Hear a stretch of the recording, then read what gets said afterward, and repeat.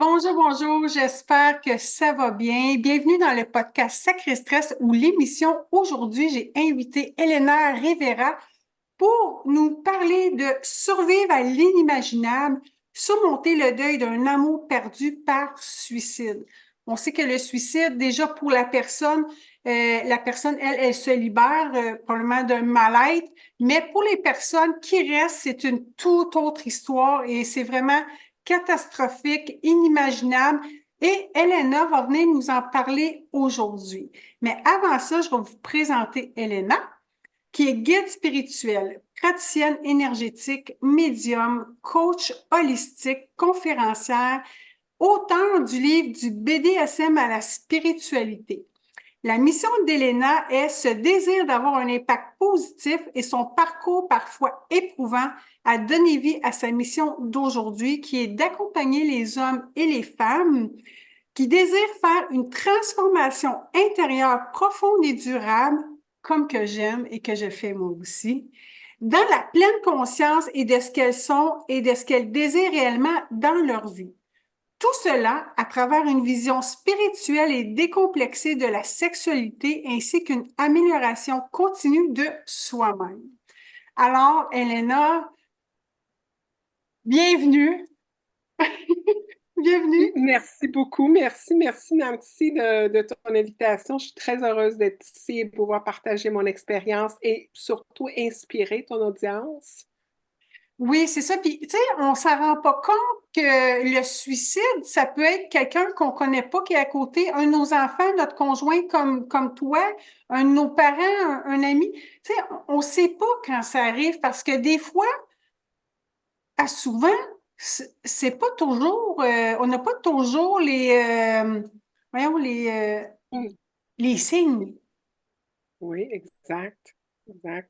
Donc, Alors, ça prend, comme tu dis avec le titre, c'est inimaginable parce que déjà, on s'arrête pas à penser à des choses négatives qui peuvent nous passer. Et surtout avec la relation que j'avais avec mon mari, qui était vraiment une relation de complicité, d'amour, ben encore moins que je pouvais m'imaginer que pour le perdre de cette façon.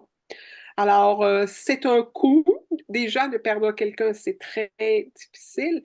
Et de cette façon, surtout comme tu dis, où est-ce qu'il n'y avait pas de signe, ben ça décoiffe, ben mettons. oui, c'est ça. Tu peux-tu nous partager un peu ce qui est arrivé pour Ben, les écoute, ce qui auditeurs est auditeurs? arrivé, En passant, oui. juste pour les auditeurs auditrices, si vous nous entendez sur le podcast, il y a aussi, si ça vous tente, vous pouvez voir l'entrevue sur YouTube en visuel. Donc, et ceux qui sont sur YouTube, ils peuvent aussi l'écouter en podcast en audition. Vas-y, continue, Elena. Alors, si on parle de signes, on dit toujours que ces personnes, bien entendu, en mettant fin à leur jour, croient que le mal va s'arrêter Mhm. et que voilà, je souffre trop, puis je ne suis plus capable. Mais bien entendu, l'âme continue son cheminement, puis ça ne s'arrête pas là. Alors, des signes, oui, il y en a qui vont envoyer des signes. Dans mon cas, dans le cas de mon mari, il n'y avait pas de signe.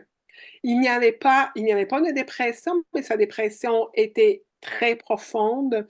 Alors, il n'y avait pas de signe qui disait ouf, ça va pas bien ou quoi que ce soit.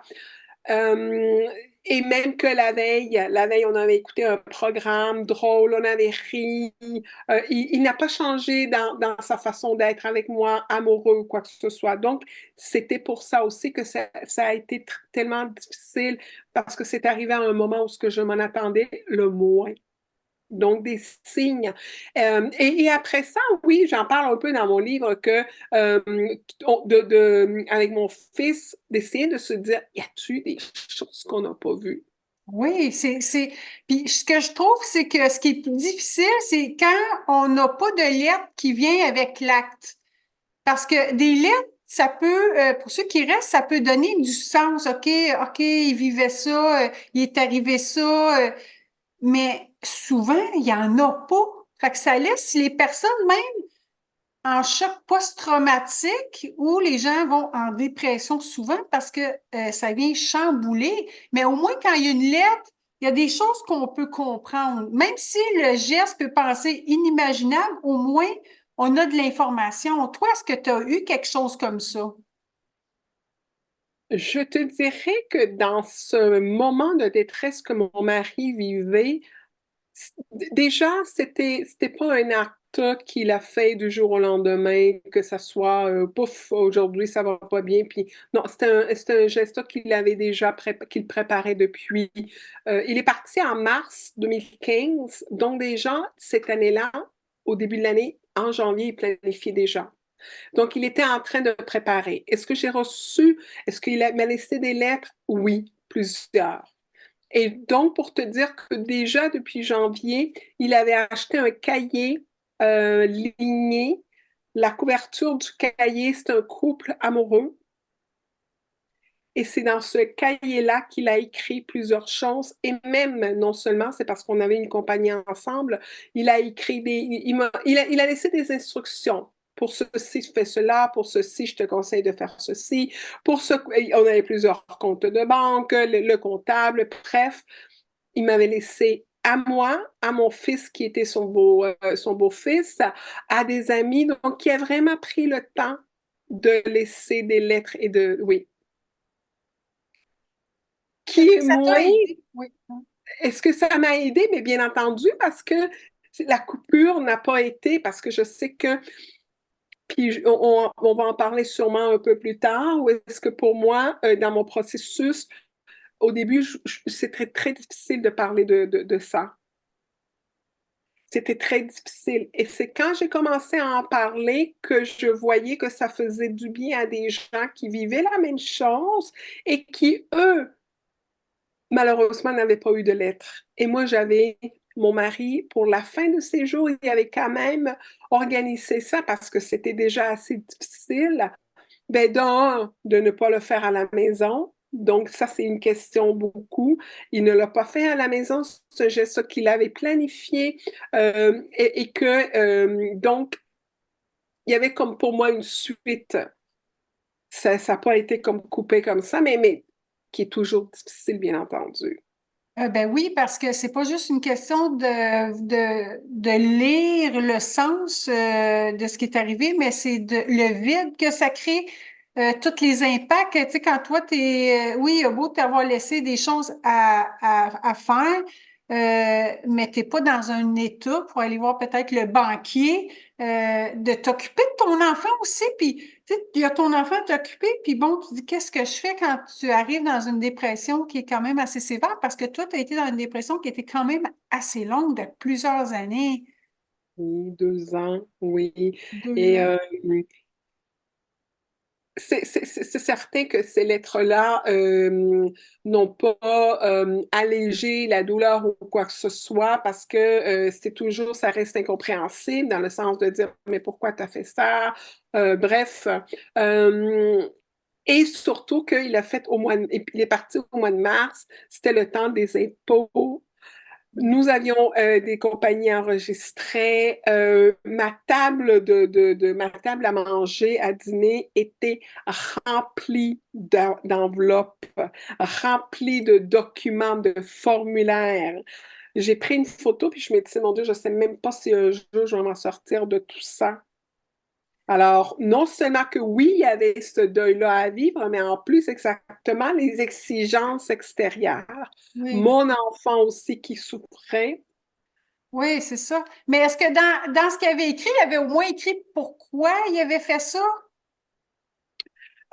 Pourquoi? Mais tu vois, c'est moi après dans ma quête de savoir qu'est-ce qui arrive, pourquoi un être va poser un geste comme ça. Et mon mari, ce qu'il y avait, c'est que, tu sais, quand on parle beaucoup de développement personnel, on parle beaucoup de guérir ses blessures d'enfance, les choses qu'on a pu vivre, qu'on traîne.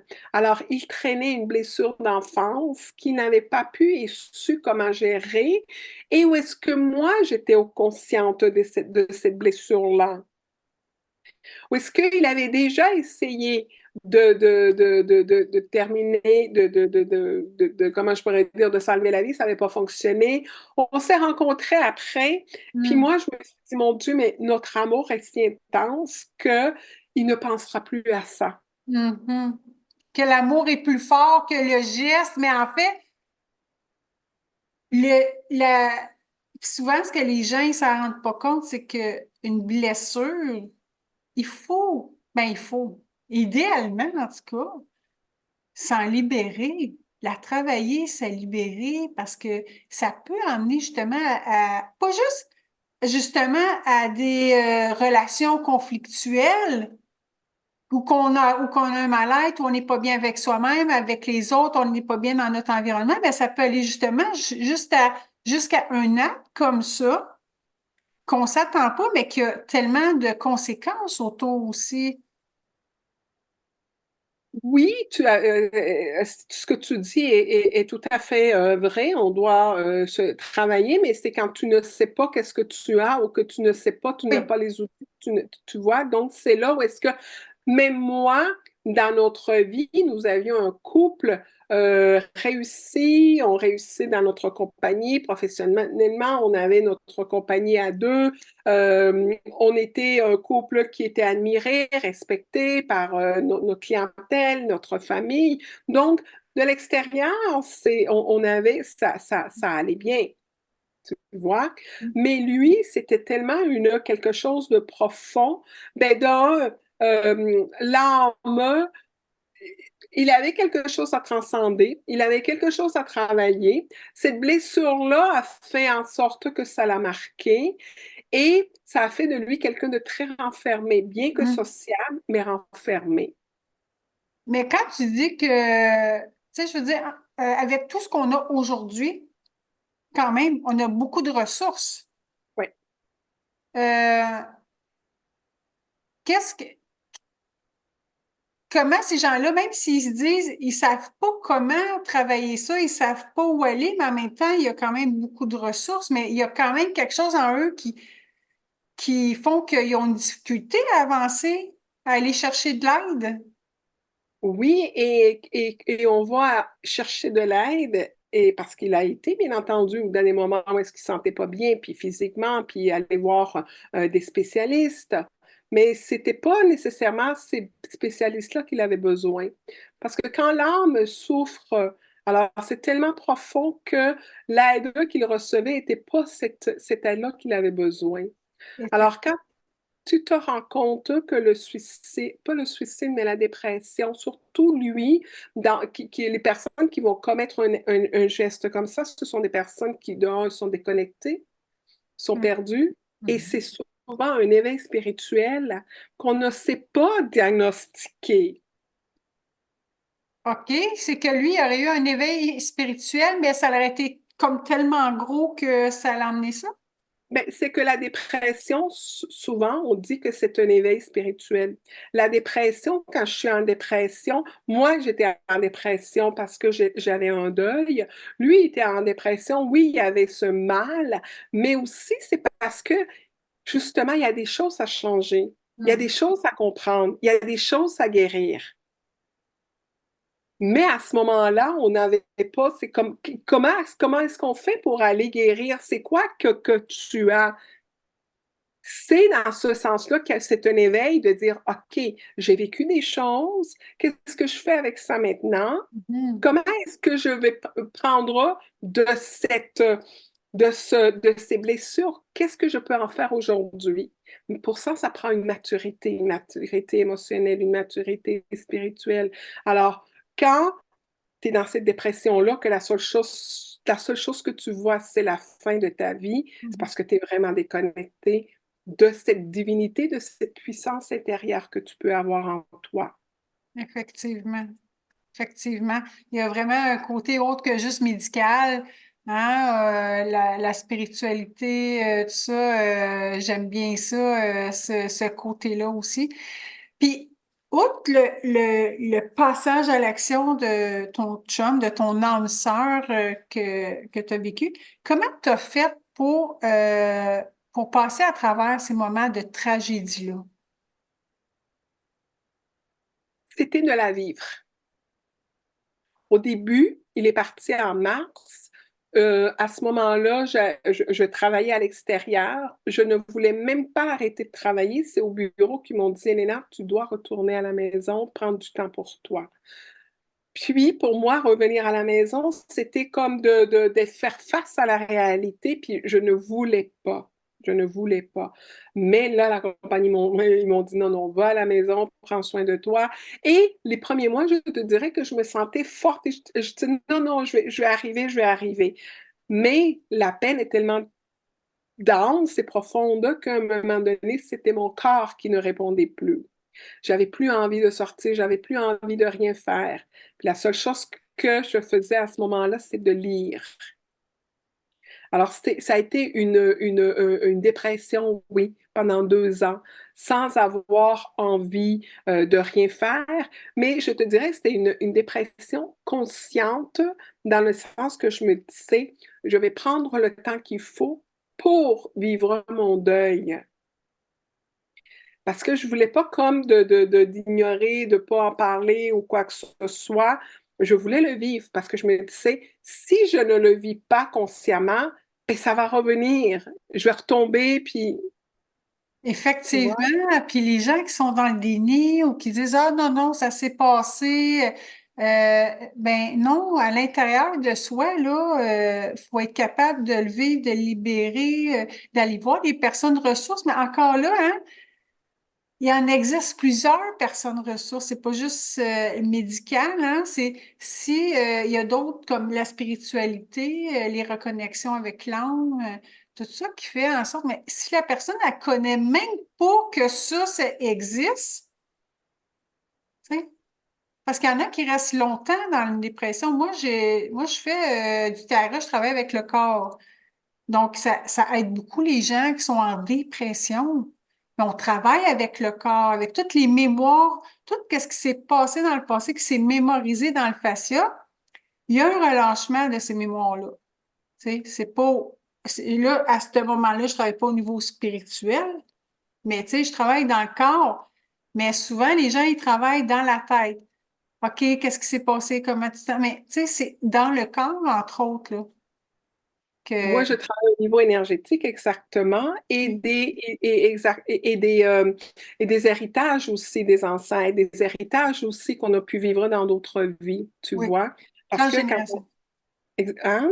Ben oui, du transgénérationnel, Ah, tu exact, sais, oui, c'est ça. exact. Moi, j'ai une autre technique pour ça aussi. Fait que, Oui. tu sais, c'est comme, ben, il y a le déparasitage que moi, j'ai pris que tu fais aussi. Puis moi, j'ai le TIFA aussi qui existe. Donc, tu sais, il y a plein de techniques qu'on peut aider les gens. C'est juste que les gens, ils connaissent pas ça. Hein? Voilà. Alors, quand j'étais dans, comment je pourrais dire, quand mon mari et on était, disons, dans les derniers jours ensemble, lui, il avait un spécialiste, il voyait un spécialiste, mais c'était pas ça qu'il avait besoin, tu Oui. vois, c'était une autre connexion. Ouais. Puis on Et n'enlève que, pas. Quoi? Mhm. Et que là, étant donné que on n'a pas pu aller savoir c'est quoi, comment on peut t'aider, mais là, l'âme poursuit son chemin pour se rendre compte que c'était pas la chose à faire. Il y a beaucoup de regrets. Il n'y a plus de marche non plus à faire, de marche arrière à faire. On peut plus. Non? Et c'est dans ce sens-là, au niveau énergétique et au niveau spirituel, que j'ai appris que mon mari, son âme a pris du temps à transcender parce qu'il ne voulait pas nous laisser pour une deuxième fois. Tu vois? Oui, il y a tout cet aspect-là aussi, là. Mais pour les auditeurs, là, il y en a peut-être pas qui comprennent cette affaire-là, là. Peux-tu expliquer Oui, un mais peu? c'est ça, Parce que moi, je comprends. oui. Oui, mais c'est ça, c'est que si on s'ouvre un petit peu à l'évolution de l'âme et qu'on on sait puis qu'on accepte qu'il y a la réincarnation, Oui, alors c'est dans ce sens-là de se dire, bon, ben, si c'est juste mon corps physique qui reste puis mon âme elle continue à évoluer, alors c'est mon message et justement, je suis contente peut-être aussi d'en parler, Nancy, parce qu'il y a des personnes qui pense que je mets fin à ma vie et c'est fini. Là, Mhm. je règle mes problèmes. Et au niveau de l'âme, on continue, on amène ce qu'on n'a pas pu régler, on le garde avec nous. Effectivement. Alors, c'est à y penser. Et tu vois, mon message, j'ai fait une vidéo justement en parlant de ça. Et c'est un jeune garçon qui est tombé sur ma vidéo cette journée-là où est-ce que lui, il pensait commettre un acte. Et ma vidéo l'a fait réfléchir. On a pris une rencontre, puis finalement, bon, j'ai réussi à le reconnecter. Puis aujourd'hui, ben, il est heureux, il a changé sa vie. Bref, de réaliser, écoute, si je fais ça, il arrive quoi après? Effectivement. Tu as comme pas été un ange dans sa vie à ce moment-là, hein? Oui, il y a un film qui s'appelle Au-delà. C'est un homme qui meurt, c'est un cardiologue, je pense, qui meurt, puis là, on voit qu'est-ce qui arrive après la mort. Mais souvent, ceux qui ont fait par suicide, ils sont pris, hein, sont pris, c'est plus long d'aller, je sais pas si toi, tu dis retrouver la lumière, ou je sais pas comment toi, tu décris ça. Transcender, oui, et trouver sa propre lumière, Oui. exactement, oui, oui. Puis de toute façon, quand on s'intéresse un peu à l'évolution de l'âme, à la vie, ben, quand l'âme quitte le corps terrestre, quand il quitte l'âme, un temps de confusion, de réaliser, oups, je suis plus sur le plan terrestre, qu'est-ce que je fais? Et quand la fin de la vie est accidentelle ou par un geste volontaire, alors, encore plus, il y a de regrets et de dire, oh, qu'est-ce que j'ai fait là? Mm. Et, comme je te disais avec mon mari, de dire, oh mon Dieu, mais qu'est-ce que j'ai fait? Je ne veux pas les abandonner. Et c'est là où est-ce que son âme est restée quand même assez longtemps sur le plan terrestre. Et après ça, bien entendu, de faire des rituels et de l'aider pour Ouais. transcender. Y a-tu un livre ou deux que tu pourrais donner aux auditeurs ou ceux qui écoutent qui pourrait les aider à comprendre, puis à ça, dans tes livres, dans tes lectures, y en a-tu un que tu peux proposer, un ou deux? Il y en a un qui me vient tout de suite. Il est en anglais, par exemple. C'est The Seat of the Soul. The Seat of the Soul, c'est le siège de l'âme. Et je te dirais que ce livre-là m'est tombé après avoir lu plusieurs livres. Comment je pourrais dire, dans ma guérison, j'ai lu beaucoup. Et tous les livres m'arrivaient à un moment où est-ce que j'étais rendue. Il y a des livres comme ce livre-là, je n'aurais pas pu le lire au début de mon apprentissage. Alors, Le siège de l'âme de Seat of the Soul, ça dit exactement l'âme, pourquoi qu'elle vient, c'est quoi les défis. Et c'est ça aussi qui m'a fait comprendre beaucoup. Et j'ai pris aussi après ça beaucoup de formations parce que j'étais curieuse, je voulais savoir qu'est-ce qui se passe après, tu vois. Ben oui, Et c'est tout ça. ce questionnement m'a amené à en apprendre beaucoup plus OK. sur un peu ce voyage. Fait que tu dis au début que tu t'es permis de faire beaucoup de lectures, mais qu'est-ce que tu as fait d'autre pour te reconstruire dans ça? C'est, je te dirais, un an et demi, quasiment 2 ans d'inertie d'isolement, de voir ma psychologue et mon médecin parce que les gens ont de belles intentions, mais les gens ont beaucoup de difficultés euh, à, comment je pourrais dire, à naviguer dans le deuil qui ne leur appartient pas. Hmm. Alors, il y a de l'incompréhension. Moi, après un an, on m'a dit, oh, mais ça fait un an, moi je connais quelqu'un, ça fait un an, puis il est déjà marié. Hmm. Oh, t'es encore en peine, puis comment ça va ou quoi que ce soit. Et chaque deuil est unique. Ce qu'une personne a pu vivre en couple est très différent de ce qu'une autre personne a pu vivre. Alors, si la personne, après un an, elle est mariée, donc ça se peut que c'est son évolution, bravo ou quoi que ce soit, c'est pas mon évolution à moi. Alors, on peut pas, parce qu'il y en a une qui s'est mariée après un an, d'attendre que, oups, tu vois? Donc, Effectivement. je me suis isolée, j'ai lu, puis après ça, à un moment donné, j'ai vu mon fils. C'est beaucoup ça aussi. C'est mon fils, c'est ma famille qui souffrait déjà de la perte de mon mari, encore plus de me voir en dépression. Alors, c'est eux qui m'ont encouragé à me relever Hmm. tranquillement. Et c'est par mes connaissances en amélioration de processus et aussi de vouloir me remettre physiquement que j'ai commencé tranquillement à me lever, à faire des exercices, à bouger, à changer la façon que je pensais. Donc, ça a été un travail qui a pris un bon 2 ans, je te dirais 3 ans de reconstruction. Ah oui.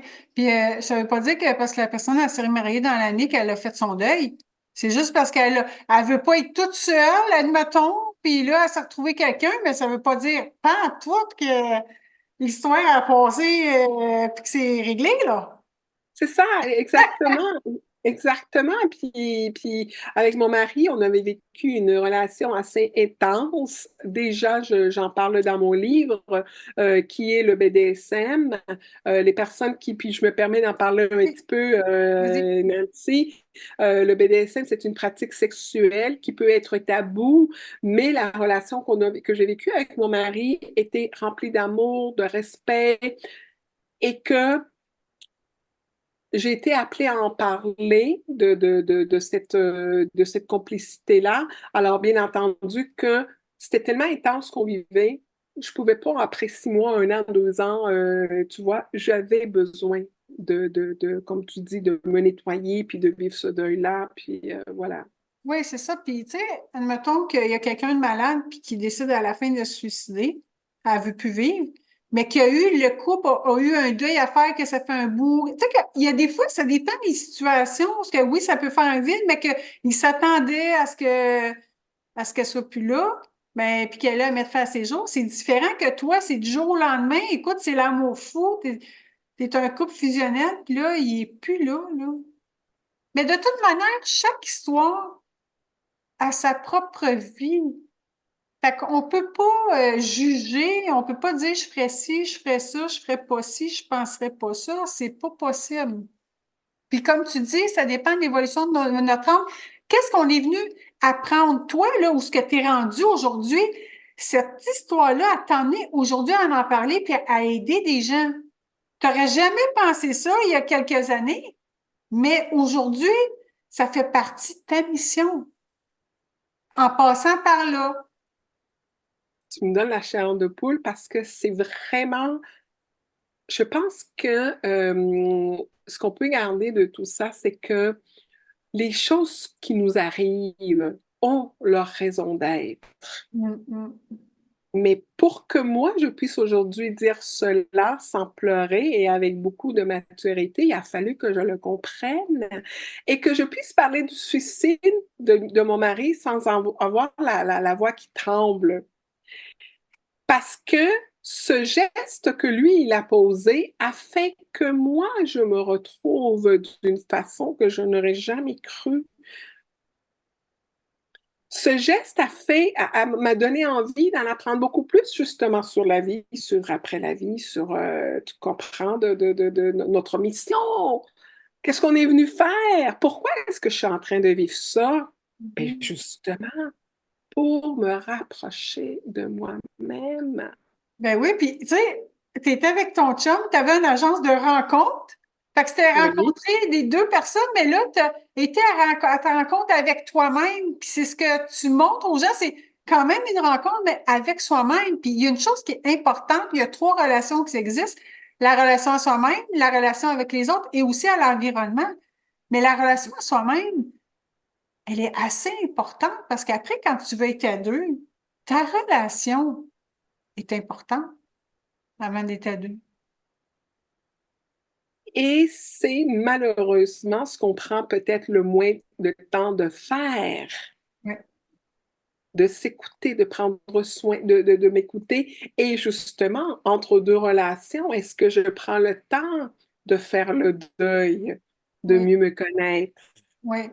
Mais encore là, il y a des gens, selon les blessures qu'ils ont vécues, les histoires, les expériences quand ils étaient enfants, adolescents, adultes, ils n'ont pas toute cette ouverture-là, puis ils savent pas nécessairement, mais c'est pas facile d'être, tu sais, les gens, ils recherchent de l'amour, ils veulent être reconnus, ils veulent être vus, ils veulent être entendus. Fait que comment qu'ils font? Ben, ils vont vouloir avoir quelqu'un dans leur vie pour ressentir ça, mais ils partent à partir d'un besoin de manque, tu sais, mais pas par mais pas parce on s'est comblé soi-même.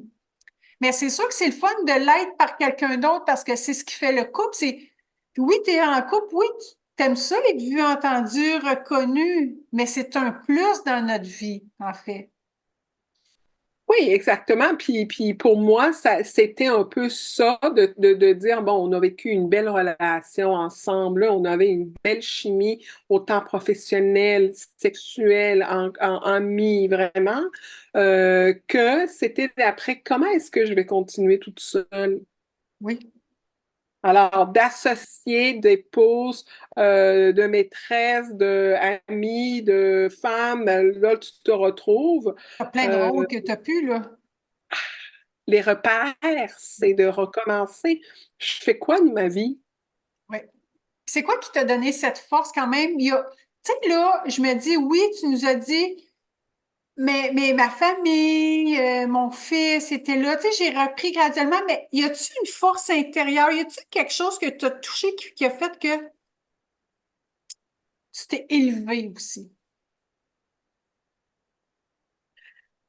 Cette évolution prend du temps et donc je disais, je me suis prise en main en faisant l'exercice, en reprenant la marche, la course, en prenant soin de moi physiquement. Après ça, c'était mentalement de dire, bon, qu'est-ce que je fais pour mon mental? Ben, médite. OK, parfait, je vais méditer. Écrire, parfait, je vais écrire. Lire. Je continue à lire. Et puis, à un moment donné, je te dirais de ça, 2 ans après, grosse rechute. Là, c'est comme la vie, mais qu'est-ce qui se passe? Il me semble que je suis en train de faire les étapes. Oui. C'est quoi là? Qu'est-ce qui se passe? Ça va mieux physiquement, mentalement? C'est quoi? C'est quoi, justement? J'avais un vide. Et ce vide-là, c'était le vide spirituel. Hmm. Quand j'ai replongé, ah, je me rappelle, c'était en janvier de l'année 2020, juste avant le confinement. Grosse rechute, les pleurs, c'est comme, écoute, mais pourquoi je pleure, mais c'est quoi? Et c'est là, c'est comme ces conversations avec l'univers de dire, mais c'est quoi là? Ça allait bien, qu'est-ce que je fais pas de bien? Hmm. Et là vient l'aide de tes guides parce que sans être, comment je pourrais te dire, croyante ou religieuse ou quoi que ce soit, j'ai toujours eu cette connexion-là à mon ange gardien. Quand cette rechute est arrivée, là, je dis à mon ange, bon, envoie-moi de l'aide parce que je ne sais pas comment m'en sortir de là. S'il faut lire la Bible, je vais relire la Bible.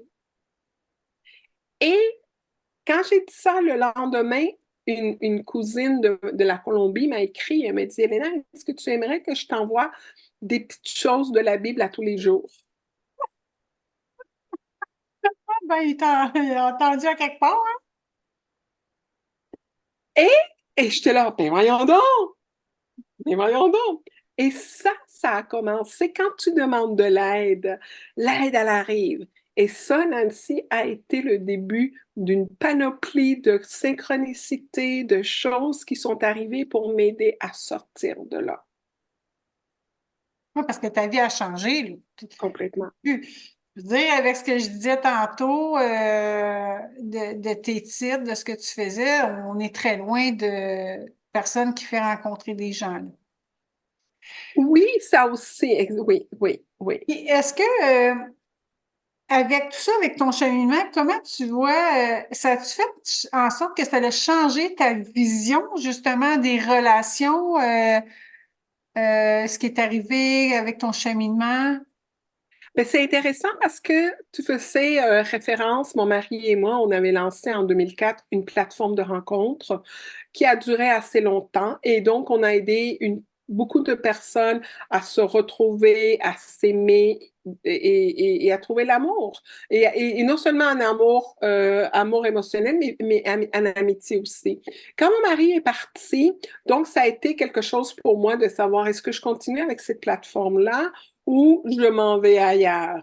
Moi, personnellement, je pensais que je devais continuer cette mission-là, mais la vie me dit c'est fini. Donc, j'ai eu plein de blocages que si vous en avez, vous m'écoutez et vous dites, ben oui, mais c'est quoi la persévérance l'acharnement? Ben justement, de faire la différence entre la performance, la persévérance et l'acharnement. Moi, j'étais rendue à l'acharnement. C'était pas de la persévérance, ça va bien aller, la compagnie va reprendre.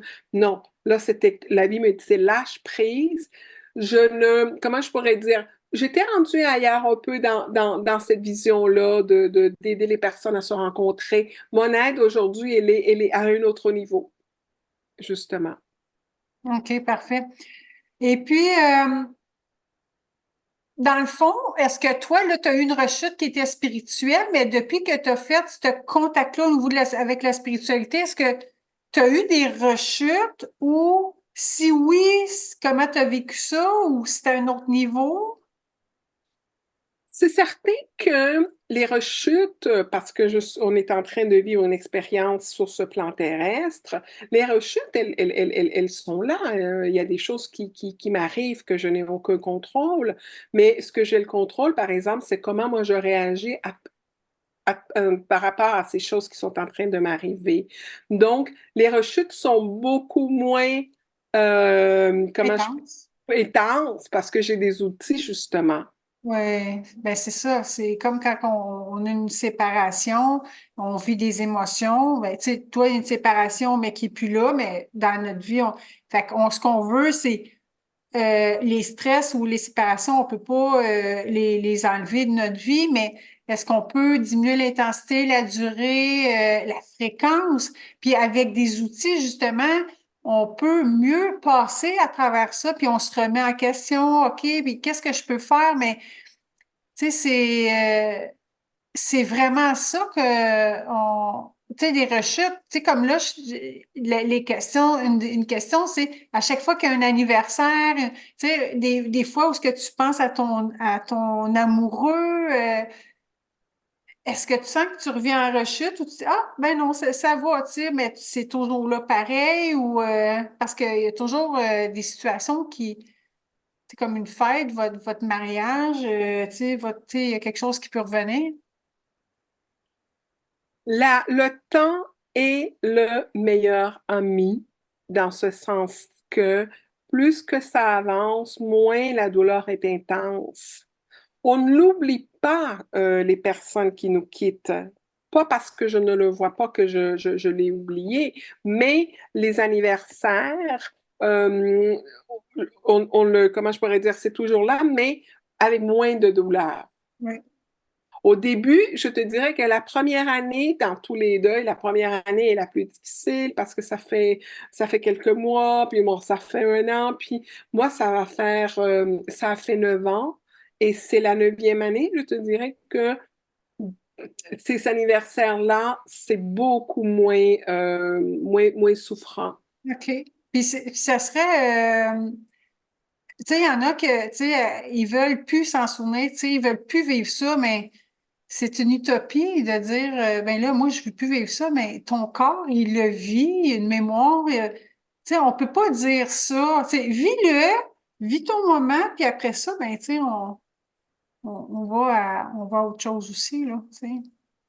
Ça fait longtemps, très longtemps, j'avais écouté un film qui m'avait tellement marqué parce que c'était une dame d'un certain âge qui avait perdu son fils et sa fille lui disait justement comment tu fais maman ou quoi que ce soit, puis elle lui disait, elle dit, on n'oublie jamais, mais c'est là, elle dit, c'est comme si j'avais deux grosses briques dans mes poches. Personne ne les voit, mais moi je les sens. Hmm. Alors, c'est certain que ces briques-là peuvent être de moins en moins lourdes, Mais c'est toujours là, bien entendu. Les années passent et on sait qu'on a perdu quelqu'un. Mm. Mais on peut faire en sorte que ça soit moins des briques. Puis je te dirais, tu parles du temps, mais en fait, moi, ce que j'explique à mes clients, c'est pas le temps qui fait quelque chose, mais dans le temps, tu fais des actions. C'est pas le temps parce qu'il y a beaucoup la phrase, ah, avec le temps, j'aurais pu, ça va être correct. Non. Le temps, c'est une unité de mesure. Tout à fait Dans raison. le temps, Elena, elle a fait des actions.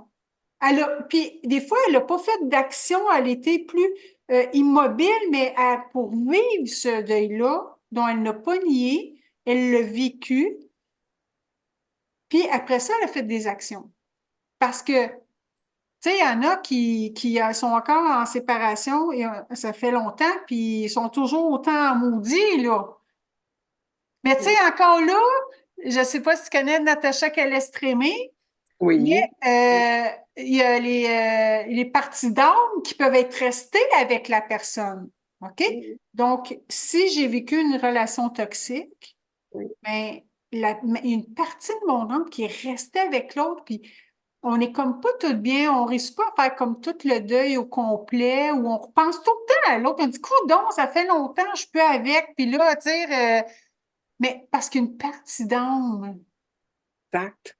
Ben, c'est ça aussi, je pense, qui m'a aidé dans ce sens-là, parce qu'au niveau énergétique, j'ai fait justement ces rituels-là, le repatriement d'âme, et c'est ce que je fais aussi avec mes consultants, d'aller chercher justement dans ces moments difficiles, nos parties d'âme qui sont restées, qui sont là, puis c'est pour ça qu'on est toujours souffrant. Et c'est tout à fait raison. Le temps, si tu ne fais rien, le temps c'est vraiment de se mettre en action. Exact. C'est une Absolument. unité de mesure, là, tu sais. Absolument. Oui. Euh, Puis toi, tu nous parles, y a-tu des ressources que tu peux dire aux personnes? Tu sais, toi, tu as utilisé des ressources, tu avais eu ton médecin, ton psychologue, des lectures, tu as réussi à, bon, faire d'autres choses. Est-ce que les gens qui le vivent, qui vivent ça, là, y a-tu d'autres ressources que tu pourrais leur parler, que tu as utilisées ou mais que tu sais que ça existe? Ben, de un, je te dirais que je suis quelqu'un qui n'aime pas prendre des médicaments ou quoi que ce soit, bien que mon médecin puis mon psychologue m'ont fortement encouragée parce que c'était tellement difficile, je pleurais énormément quand j'allais les voir et tout. Puis j'ai dit, OK, parfait, je vais prendre vos médicaments, peut-être que ça va me faire du bien. Mais je n'aimais pas comment je me sentais. Je me sentais déconnectée. J'ai vraiment le feeling. Je me suis dit, non, ça, c'est pas moi. Et j'ai coupé et c'est là que j'ai été chercher des moyens holistiques, des moyens Mhm. naturels pour pouvoir comprendre, parce que c'est justement, je suis en train de vivre quelque chose, j'ai pas envie de l'endormir puis vivre toute ma vie endormie sans le régler. Alors, j'ai coupé, puis j'ai été chercher moi-même l'exercice, la méditation, l'écriture, sont comment je pourrais dire, des pratiques, d'être en pleine conscience, ici et maintenant, me servait de ne pas être toujours dans le passé, à rassasser, à dire, oh, ce qu'aurait pu être, oh, je m'ennuie ou quoi que ce soit. Non, de pratiquer. Je suis Mhm. ici, C'est pas le moment facile. présent. Non, non. Ouais. L'inquiétude, qu'est-ce qui va arriver avec ma compagnie, qu'est-ce qui va arriver avec moi ou quoi que ce soit, c'est tout un apprentissage exactement. Parce que si je me laisse envahir par cette anxiété, comment veux-tu que je vois les possibilités de m'en sortir? Effectivement. Je veux juste dire que Elena, elle a arrêté les pilules, mais sauf qu'il y en a pour qui ça va être important. Il ne faut pas oublier que là, Oui, oui. Elena, elle a fait ce cheminement-là, mais elle n'a pas comme arrêté non plus pour plus rien faire. Elle a fait un cheminement spirituel, émotionnel, mental. OK, mais là, ceux qui nous écoutent, si vous faites ça, vous arrêtez pas un antidépresseur de même. Non, non, Vous en non, non. parlez avec votre médecin, puis s'il est d'accord pour que vous arrêtez, c'est graduellement, parce que sinon, vous allez vous retrouver comme, on va vous retrouver encore plus à terre. C'est important, là.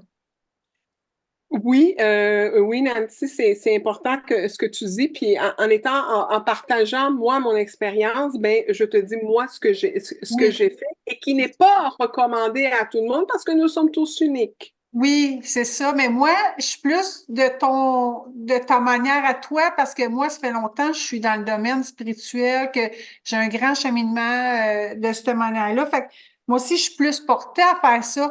Mais en même temps, mettons que vous prenez une médication, ben vous commencez à faire ce cheminement-là. Puis là, vous apprenez, vous vous libérez, vous comprenez. Puis là, graduellement, avec votre médecin. Hein, c'est important. On est tous différents, mais il faut pas jouer avec la médication. Ouais, je suis d'accord avec toi. Puis donc, c'est ça pour résumer, c'est quoi qui m'a fait donc l'exercice physique qui a été très important pour moi parce que ça, au lieu d'aller chercher ce que j'avais besoin chimiquement, donc j'allais le chercher naturellement, une bonne alimentation, de donner à mon corps ce qu'il avait besoin et de donner aussi le repos à mon mental. Le repos? Le repos à mon Oui. mental, de dire, OK, là, ça suffit. Et comment je le faisais? Donc, exactement en méditant, en prenant des marches, euh, des choses qui, écoutant de la musique, me connecter à ma créativité. Donc, de faire des choses pour moi qui me Mhm. faisaient du bien. Est-ce que tu dirais, Elena, que, bon, si je fais l'analogie avec, bon, quand il y a une séparation, blabla, euh, quand on vient à se retrouver tout seul, souvent, moi, je pense que c'est une clé importante, c'est de savoir s'aimer. Puis quand il y a un suicide, c'est qu'à un moment donné, est-ce que toi, ça t'est arrivé de dire, OK, ben, de me re-aimer, de m'aimer, même sans l'autre aussi? Tu sais, s'aimer sans l'autre, c'est un gros passage. Moi, je trouve que je l'ai vécu. C'est pas facile parce qu'on a beau s'aimer, mais l'autre, quand on l'aime, il nous apporte une partie de cet amour qu'on a pour soi. Puis là, toi, ben, dans le suicide, il est plus là pour te refléter qu'il t'aime, tout ça, mais qu'il a fallu que tu te reconstruises tout en ayant un amour de toi, en allant, pas guérir, mais te reconstruire avec un amour de toi. Oui, puis heureusement, j'ai toujours été quelqu'un qui s'est toujours écouté, puis qui, mes décisions d'être avec quelqu'un ou de ne pas être avec quelqu'un, c'était est-ce que je suis bien avec cette personne-là? J'avais déjà vécu un divorce, pas un divorce, mais une séparation avec le père de mon enfant avant de rencontrer mon mari. Donc, et j'avais vécu assez longtemps seule pour savoir ce que je voulais et ce que je ne voulais pas dans la relation. OK. Et puis, oui, c'est de réapprendre à être seul, à vouloir renouer avec l'extérieur et tout ça. Mais je pense que dans ce sens-là, j'avais déjà une longueur d'avance, je te dirais. J'avais OK. déjà une longueur d'avance où est-ce que c'est pour ça que encore après 9 ans, je suis toute seule parce qu'il me semble que j'ai encore beaucoup de choses à apprendre. Je suis hyper occupée. Je prends soin de moi. Donc, pour ça, disons que ça n'a pas été difficile, OK. mettons. Ça n'a pas été OK. difficile dans ce sens-là de pouvoir me mettre en priorité parce qu'autrement, ce que ça aurait fait, c'est d'attirer des personnes qui ne vont pas avec ce que je suis en train de vivre, tu comprends? Ben oui, J'aurais c'est pas ça. attiré des bonnes personnes. Ouais. C'est important de prendre de prendre le temps de vivre le deuil et de se retrouver Ouais. en tant que personne. Il y a des étapes du deuil, hein. Ceux qui savent pas, il y a 4 étapes du deuil. Et puis, il y a des organismes qui sont là pour vous aider euh, à passer à travers. Là, on parle du deuil du suicide. Il y a différents deuils, mais j'imagine il y a un organisme pour le suicide aussi qui existe. Vous tapez, allez sur le net, allez chercher l'information pour vous aider à travers tout ça. Est-ce que toi, qu'est-ce que tu as appris comme leçon à travers cette histoire-là? Oh là là, intéressant. Qu'est-ce que j'ai appris comme Oui, leçon? Ben, écoute, étant donné qu'on parle du suicide et qui est, donc, on le dit, un des deuils les plus difficiles, c'est de ne pas perdre espoir, de ne pas perdre confiance. Tu vois, dans cette douleur, dans cette tragédie, si on peut dire, j'ai retrouvé ma lumière à moi. J'ai retrouvé mes dons, mes capacités. Je me suis connectée à mes capacités psychiques, des dons que je ne pensais pas avoir. Alors, comme il dit, Leonard Cohen, que dans toute noirceur, il y a une craque de lumière, parce que la lumière, elle traverse, ben, dans cette tragédie-là, j'ai pu m'élever, moi. J'ai pu grandir. puis tu utilises ces dons-là justement pour aider les gens à passer à travers ce qu'ils vivent. Et, comment on pourrait dire, la vie m'envoie justement beaucoup de personnes qui sont impactées de près ou de loin avec le suicide. Oui, mais c'est parce que tu en parles dans tes réseaux sociaux. Pas nécessairement, oui, mais pas nécessairement, je te dirais, mais non seulement c'est que j'ai des personnes qui viennent me consulter pour une guidance et ne savent pas ce que j'ai vécu. OK. Bon, parce qu'ils n'ont pas vu tout ça, mais moi, c'est parce que je les ai vus, parce que je te suis. Ben, je Oui, non, oui. mais parce que. Fait que je Non, sais que tu en as parlé. oui, exact. Mais il y a des personnes qui disent, oh, elle est coach holistique, elle est médium, mais qui ne savent pas ce que moi j'ai vécu. OK. Et bon, le gars qui a vu ma vidéo, bon, a entendu mon message, mais je te dirais qu'il y a plusieurs personnes qui viennent me voir qui ne savent pas et que non seulement ça, parce que j'ai cette capacité-là de pouvoir me connecter avec les anges, où est-ce que, à un moment donné, j'étais en consultation avec une personne, puis là, je recevais les messages qui disaient parle de ton expérience, parle de l'expérience de ton suicide. Puis là, j'étais là, mais voyons donc, pourquoi je vais parler? C'est pas. Puis quand j'ai parlé à la personne a éclaté parce qu'elle avait quelque chose par rapport au suicide. Elle avait, tu vois, une blessure de quelqu'un qui s'était suicidé. Ça a permis, tu vois, ça a permis à la personne, elle ne le savait pas. Donc, plusieurs personnes viennent me voir ne sachant pas ce que moi j'ai vécu et que je les aide pour acheminer. Ah oui, c'est hot, hein? La vie, c'est hot comment la vie, elle est, hein? Fait que t'es plein dans ta mission quand même. Oui, oui. Puis si tu avais des conseils à dire à quelqu'un qui vit ça, justement, qu'est-ce que tu aurais à lui dire? Quelqu'un qui est en train de vivre en train de passer un moment de noirceur, c'est vraiment d'aller chercher de l'aide. Mais tu sais, souvent on dit, mais va chercher de l'aide, va chercher de l'aide. Mais oui, mais j'ai été ou quoi que ce soit. C'est parce que c'est peut-être pas l'aide que cette personne a besoin. Alors, c'est de ne pas perdre espoir. Vous allez retrouver, mais surtout demander de l'aide. Reconnectez-vous à votre ange gardien.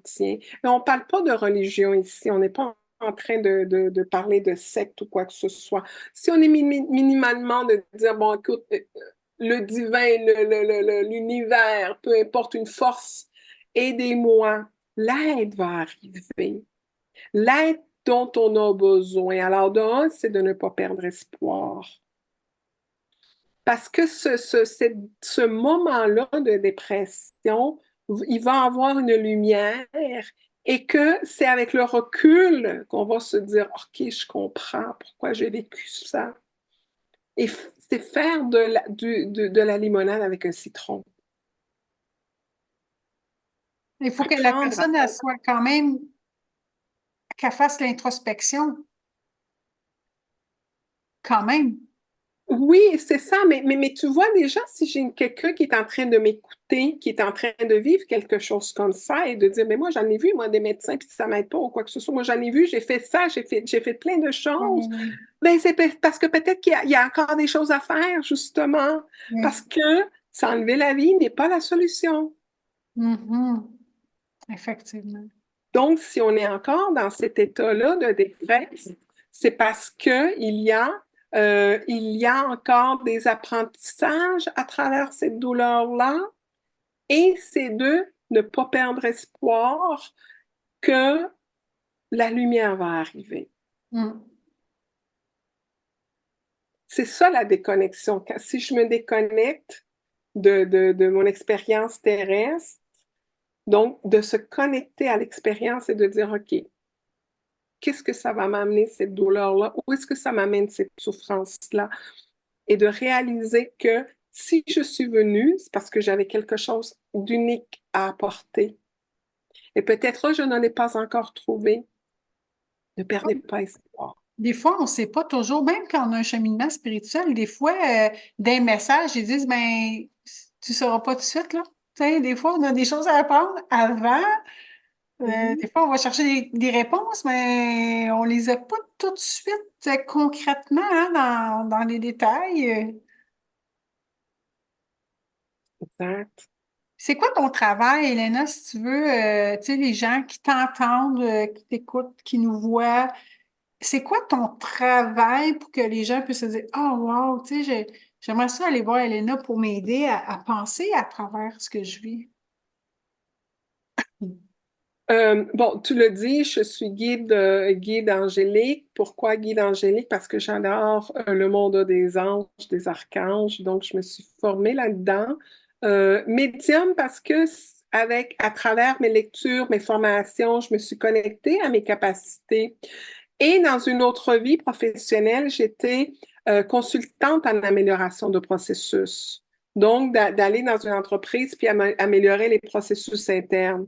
Ça a fait que j'applique ça dans mes consultations de comment améliorer l'état d'une personne, tu vois? Et Oui. c'est ça que j'ai fait moi pour ma renaissance à petits pas. J'ai pris des outils justement que j'utilisais dans la production, dans les opérations, à un niveau personnel. Donc, je guide les personnes à travers des tirages de cartes, que ça soit aussi des nettoyages énergétiques, parce que notre corps, on est conçu de plusieurs corps, le corps physique, mental, émotionnel, puis donc éthérique. Donc, je peux aider la personne à se nettoyer et à se retrouver, à se reconnecter à la puissance, à cette puissance intérieure qui va leur permettre de se retrouver. Parce que la déconnexion, souvent, on peut l'avoir déjà enfant, puis on continue à vivre avec ça, mais, tu sais, il faut aller la toucher, là, tu sais. Puis même, je dirais, moi, tu sais, c'est drôle parce que, tu sais, des fois, on pense qu'on l'a, mais tu sais, il a fallu que j'aille, en tout cas, j'ai vécu 4 chirurgies en 10 mois, puis 2 arrêts de travail de 7 mois et demi, puis là, 3 ans en douleur, tu sais, pour me dire que, en fin de compte, j'étais pas si tant connectée que ça, tu sais, il a fallu que je passe par ça. Moi, je me pensais connectée, mais des fois, ça prend un allure parce qu'on vit soit un accident, chirurgie, tout ça. Pour se dire, crème, en fin de compte, je l'étais, mais pas autant que je le pensais, hein, tu sais. Mais la connexion à soi, c'est important. Sinon, c'est comme si on avait la tête là, puis on vit, mais tu sais, on vit pas avec tout notre corps non plus, puis dans nos sentis, puis dans notre unicité. C'est, tantôt, tu parlais des étapes du deuil. Donc, il y a ces plusieurs étapes où est-ce qu'on est dans le déni, on est dans la souffrance, la rage. À un moment donné, arrive l'acceptation. C'est comme, je peux rien faire. Il est parti, c'était son choix, qu'est-ce que je fais? Mais une des dernières étapes de ce processus-là de deuil, ou que ça soit aussi dans la dépression, c'est qu'est-ce que je fais avec ça? Oui. Qu'est-ce que je peux faire avec ça? Et c'est là où est-ce qu'on peut tourner ce moment de noirceur en lumière. Hmm. Tellement. et d'écrire un livre. Oui, Mes consultants, je leur parle, je dis, bon, traverse ça là le plus vite possible, pas le plus vite possible, mais à ton rythme, puis va donner la lumière. T'es capable. oui, puis toi, en fait, le livre que tu as écrit du BDSM à la spiritualité, c'est ça. Regardez, ceux qui sont sur YouTube vont pouvoir voir. Oui. Euh, moi, en fait, là, les gens qui veulent se le procurer ou aller voir Elena, à la fin du vidéo, toutes ces coordonnées vont s'afficher, mais aussi dans le descriptif, que ce soit du podcast ou de YouTube. Donc, vous allez rien perdre, vous allez tout voir les liens pour rejoindre Elena et voir son livre. Mais en fait, est-ce que ce livre-là, il t'a permis encore de passer une étape de plus dans ton deuil, dans ton processus?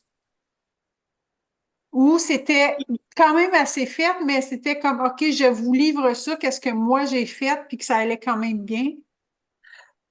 Je te dirais que je ne pensais pas écrire un livre. Ce livre-là a été initié par mon journal, des choses que j'écrivais dans mon journal, que j'ai partagé à des amis. Et des amis m'ont dit, Elena, tu dois approfondir. C'est bien écrit, mais on en veut encore. OK. Et ça, mon mari aussi aimait beaucoup lire, beaucoup écrire. Et là, je me suis dit, bon, ben, je vais l'écrire, moi, l'histoire. Ça a été très difficile, ça m'a pris 3 ans. C'était très difficile d'aller vivre des moments, de raconter. Ça a été difficile, mais libérateur.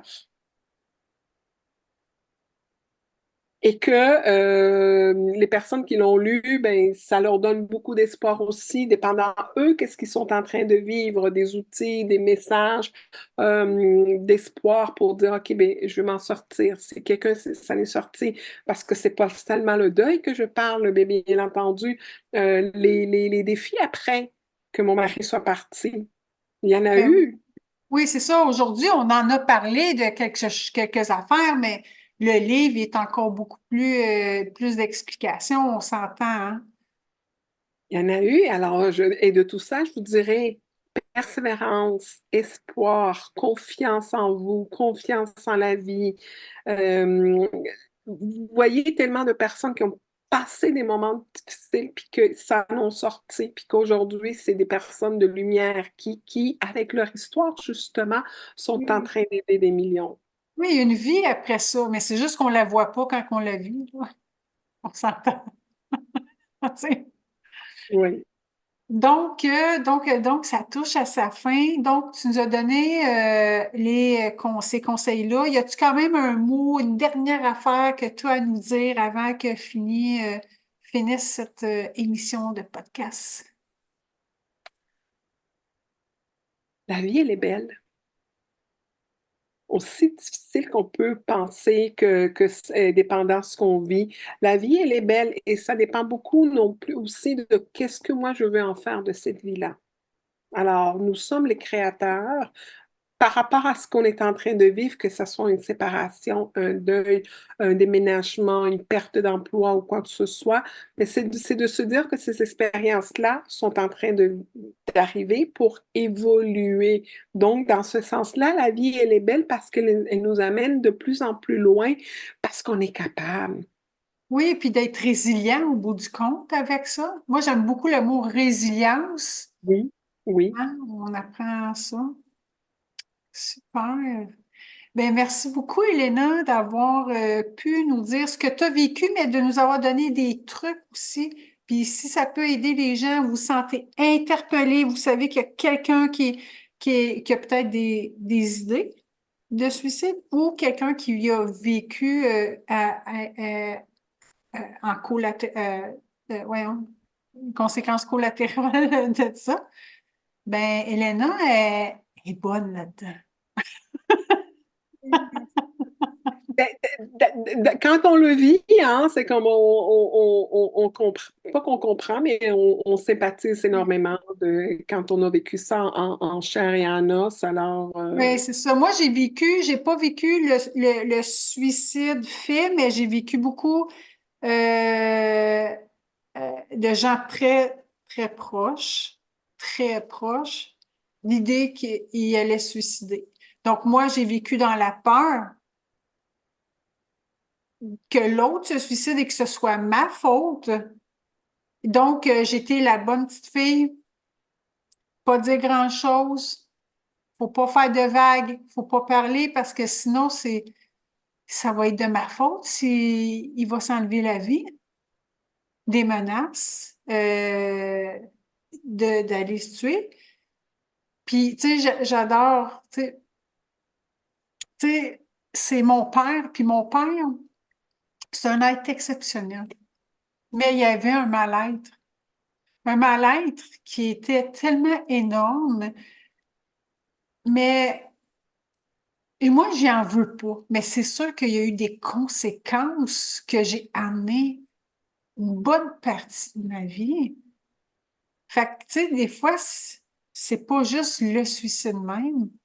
C'est soit que toi, c'est quelqu'un que tu as entendu, que quelqu'un de proche, que c'est pas nécessairement ton frère, ton parent, ton chum, ta blonde. Ça peut être, tu sais, ça peut avoir un impact, mais comme le vivre comme je l'ai vécu, c'était mon histoire de base de ma vie. Donc, dans mes relations de couple, je parlais pas. Au cas qu'il y ait une séparation, au cas que l'autre aille se suicider, c'est très lourd. Lourd. C'est lourd Lourd. à porter, c'est lourd à porter. Et tu touches quelque chose qui est vite, vite, vite, qui est important. Ici, c'est cette culpabilité aussi qu'on ressent les survivants. Parce Oui, que tu te dire, j'ai pas vu, qu'est-ce que j'aurais pu faire? Alors, c'est beaucoup d'émotions à transcender. effectivement. Puis ça demande de l'aide. Ouais. De l'aide pour toutes les situations qu'on vit comme ça. Moi, j'ai dû aller en chercher parce que euh, ça allait pas bien. Mon mal-être, ça a été jusqu'à il y a quelques années, là. Moi, c'est en faisant du TRE que ça m'a aidé. Tension and Trauma Releasing Exercise. Donc, je fais ça avec mes clients. Les mal-être, parce que là, les gens ne savent peut-être pas, ceux qui m'entendent pour la première fois, ils ne savent peut-être pas qui je suis. Je m'appelle Nancy Beauchesne, je suis coach thérapeute pour la gestion du stress et la libération des impacts, des stress, des mal-être, des traumas dans le corps. Fait que ça, c'est mon travail.